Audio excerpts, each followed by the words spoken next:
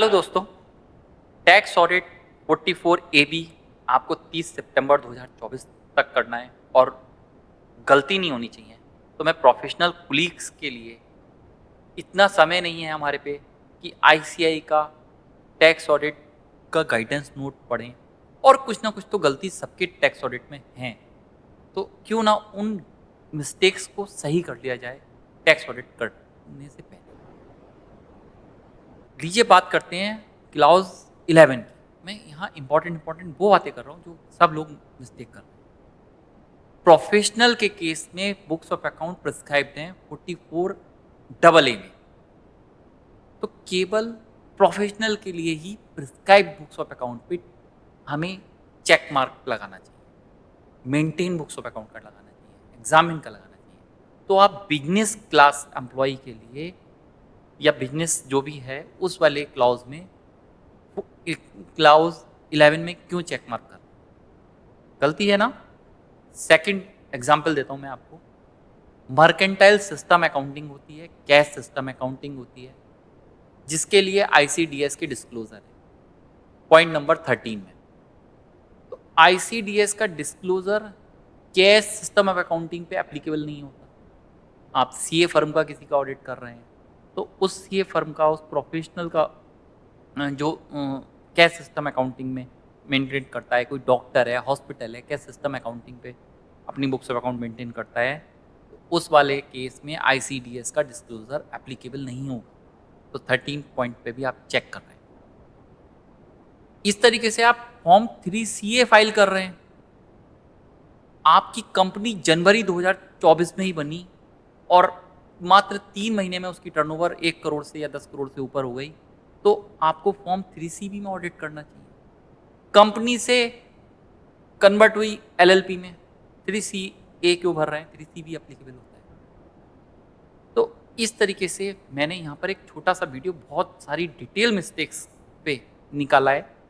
आप विश्वास मानिए आपकी कई सारी मिस्टेक्स दूर हो जाएंगी। तो लीजिए दोस्तों, पॉइंट टू पॉइंट डिस्कस करते हैं।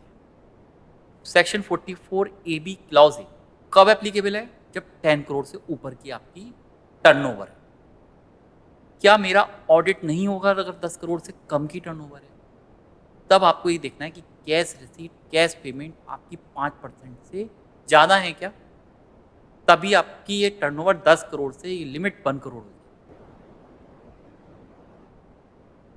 इस वाले केस में हम बी वाले पॉइंट में, अगर प्रोफेशनल है, कोई क्लाइंट प्रोफेशनल है तो उसकी 50 लाख से ऊपर की ग्रॉस रिसीट है तो क्लॉज बी में ऑडिट होगा। प्रिजम्पटिव टैक्सेशन के केस में 44 AB में अगर वो ऑडिट करा रहा है, अपनी नॉर्मल इनकम से कम प्रॉफिट डिस्क्लोज कर रहा है, तब क्लॉज सी में ऑडिट होगा।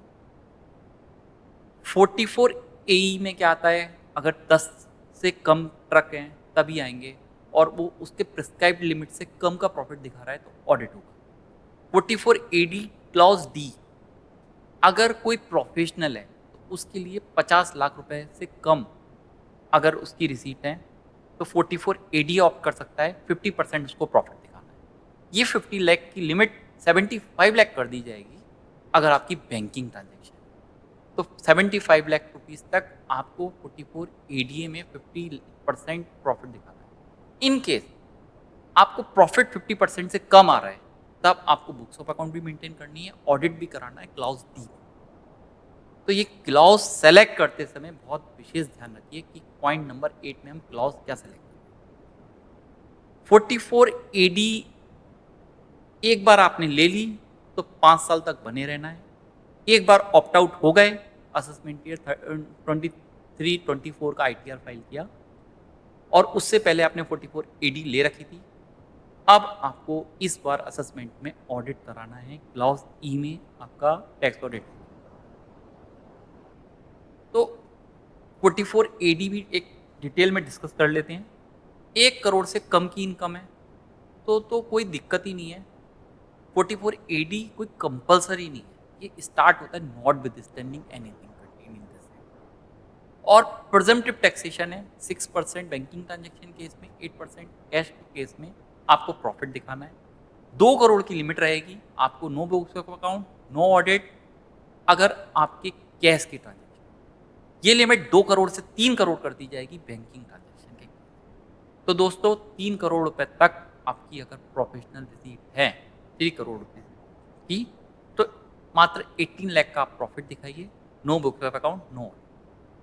और once you got shown your income in 44 AD, तो आपको 5 साल तक बने रहना है। और एक बार ऑप्ट आउट हो गए तो आपको फिर ऑडिट कराना होगा और 44 AD में आपको दोबारा से आने नहीं। तो यहाँ पर क्लॉज ई में आपको, तो बिजनेस के केस में, प्रोफेशन के केस में ऑडिट की रिक्वायरमेंट है। क्लॉज ए, क्लॉज सी मैंने डिस्कस करा, क्लॉज ई डिस्कस करा 44 AD 4 में। प्रोफेशनल के केस में 50 लाख से ऊपर बी में, और 44 AB ADA से कम अगर हमने प्रॉफिट डिस्क्लोज करा तो क्लॉज डी। तो ये क्लॉज बहुत इंपॉर्टेंट, सही से सिलेक्ट। पेनल्टी 0.5% और 1,50,000 विच एवर लेस है टू सेक्शन 271F की। टर्नओवर की भी डेफिनेशन है यहाँ पर, क्या एक्सक्लूड किया जाएगा, क्या इंक्लूड किया जाएगा, तो ये ध्यान से देखिएगा। हाँ जी, एक इंपॉर्टेंट बात ये डिस्कस कर लेते हैं, स्पेकुलेशन ट्रांजैक्शन। टर्नओवर कैसे कंप्यूट करनी है। पहली बात तो आपके क्लाइंट ने स्पेकुलेशन ट्रेडिंग करी है, स्पेकुलेशन ट्रांजैक्शन करी है, तो वो बिजनेस के हेड में टैक्सेबल होगा, ना कि स्पेकुलेशन। सेक्शन 43(5) में एक्सक्लूड किया हुआ है स्पेकुलेशन ट्रांजैक्शन को, that should be categorise under the business head only. How you compute your turnover. Suppose 8 lakh का 8 लाख का प्रॉफिट हुआ, 10 लाख का लॉस हुआ, तो यहाँ पर दोनों को कंबाइंड जोड़ के देखना है 18 लाख की आपकी टर्नओवर। तो फेवरेबल अनफेवरेबल आपके डेरिवेटिव के, फ्यूचर ऑप्शन के, कोई भी ऑप्शन में, सपोज आपने टाटा से प्रॉफिट ऑप्शन में प्रॉफिट लिया और कुछ में लॉस हुआ, तो दोनों को ऐड करके आपकी टर्नओवर कैलकुलेट की जाएगी, और वो कहाँ टैक्स होगी, पीजीपी के हेड में, बिजनेस हेड में, ना कि स्पेकुलेशन। तो यहाँ पर भी हो सकता है आपका टैक्स ऑडिट हो जाए, बट टैक्स ऑडिट तो तभी होगा जब आपकी इनकम 10 CR से अब हो। तो ग्रॉस रिसीट कैसे कैलकुलेट करना। तो दोस्तों टैक्स ऑडिट आपका, अगर कंपनी ने फाइनेंशियल ईयर चेंज कर लिया, जनवरी टू दिसंबर कर लिया, और आप इनकम टैक्स में अप्रैल टू मार्च में ऑडिट कर रहे हैं, तो फॉर्म 3C भी जाएगा, ना कि फॉर्म 3C। सेम जनवरी 2024 में कंपनी बनी, for 3 month you have to file form 3CB, as well as for next year you have also filed form 3CB only, because next year is 15 month as per the company act, and as per the income tax it is a 12 month, hence you are required to file form 3CB। Company convert हो गई LLP में, form 3CB जाएगा। LLP convert हो गई company में, 3CB जाएगा। Company bound up हो गई तो फॉर्म 3CB जाएगा, 3CA नहीं जाएगा। LLP में ऑडिट रिक्वायर्ड हो गया क्योंकि आपकी टर्नओवर 40 लाख से अबव है, या आप सोसाइटी में रजिस्टर्ड हैं तो ऑडिट रिक्वायर्ड हो गया, तो 3CA जाए।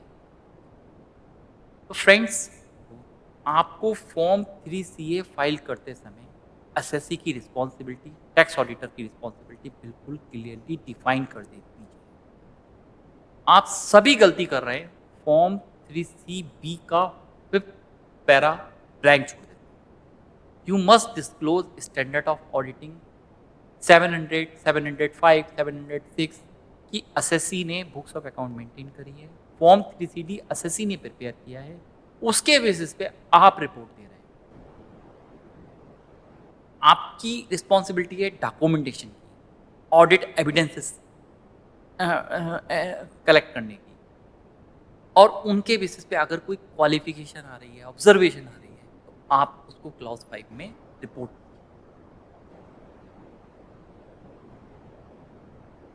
तो फ्रेंड्स, मैं नेक्स्ट वीडियो में आपके लिए क्लॉज बाय क्लॉज डिस्कस करता हूँ। ये वीडियो यहीं तक है। Thank you.